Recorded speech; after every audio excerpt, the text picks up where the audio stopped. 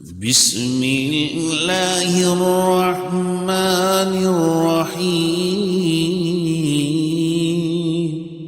ألهاكم التكاثر حتى زرتم المقابر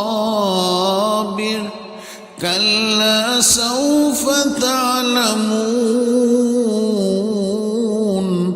ثم كلا سوف تعلمون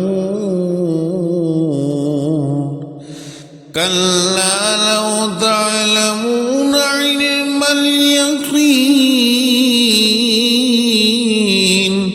لترون الجحيم